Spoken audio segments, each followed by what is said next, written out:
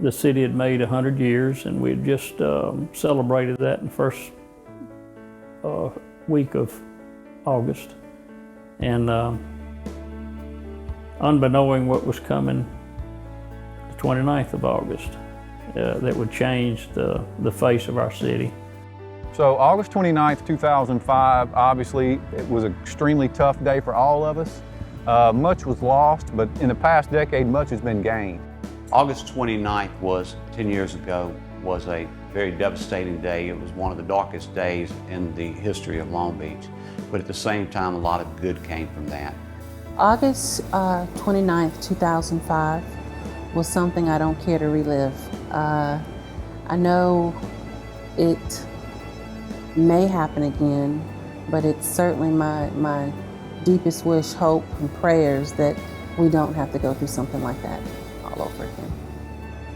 Soon after Hurricane Katrina left its mark along the Mississippi coast on August 29, 2005, officials with the city of Long Beach carved paths south of the town's railroad tracks to see firsthand the very worst of the damage. Richard Bennett was an alderman at the city of Long Beach when Katrina came ashore and says he will never forget what he witnessed in the hours following the storm. What I saw until I got up to the tracks was bad, but nowhere near what I saw when I passed those tracks. Between the railroad tracks and Highway 90, everything was gone. I really questioned myself, how can we recover? And what can we do? We'd lost our tax base, we'd lost everything. And not only on top of the structures that we lost, we had lost lives in this storm. August 2005 was a month of epic highs and lows for Long Beach, having celebrated 100 years as a city in early August, only to face the city's worst natural disaster just weeks later.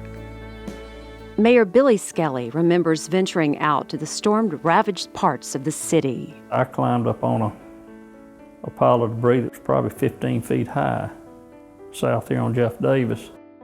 And as I looked across all that, I said, you know, possibly we can just build back better because it's a clean slate. The Gulf Park campus of the University of Southern Mississippi is the state's only beachfront campus, located on the heavily damaged Highway 90 corridor in Long Beach. Coming back onto the Gulf Park campus after the storm and seeing the damage was difficult for university staff. It was complete and utter devastation. And you hear a lot of people talk about, it was like a war zone. Well, I've never been in a war zone personally, but I can imagine it was something quite similar because you would look for acres and acres and it would be complete devastation. Authorities spent the next hours immersed in full-scale rescue and recovery efforts. Soon volunteers arrived from both nearby towns in Mississippi and from states coast to coast across the United States. There was such a sense of community, and it didn't matter where you were from or who you were. People came in and just helped you out, did anything they could for you, didn't ask for anything in return, and it was just an incredible coming together of human spirit. They really made a difference. I think any community you'll talk to across the coast will talk about the volunteers, always the volunteers. Volunteer support was critical to coast families committed to returning and rebuilding.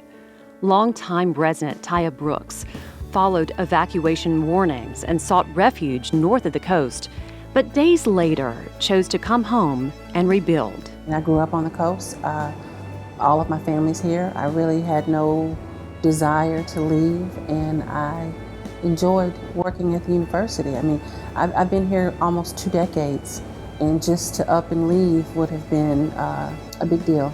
So it was better for us just to stay here. And I think a lot of people felt the same way. There was just too much invested just to walk away from it. The people here are resilient. There's no doubt about that. And if anything comes out of a storm that is good, it's how it brings the people together. We're still in recovery, but we've come a long ways. We really have. Representative Bennett says the community has come a long way together, in part because of residents and businesses choosing to return to Long Beach with their families and the strong support of the University of Southern Mississippi. When people look at coming to the coast for industry, business, or locating down here, they look at the opportunities for education. And University of Southern Mississippi is a big piece of that puzzle. It's been a part of us.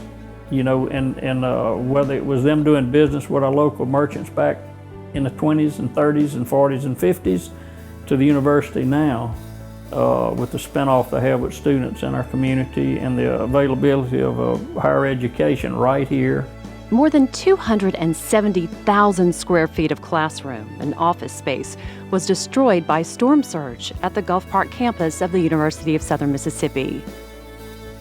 Now, 10 years later, enrollment at the Gulf Park campus is higher than any year pre-Katrina, with more than 600 course offerings, from undergraduate and master's courses all the way up to PhD programs.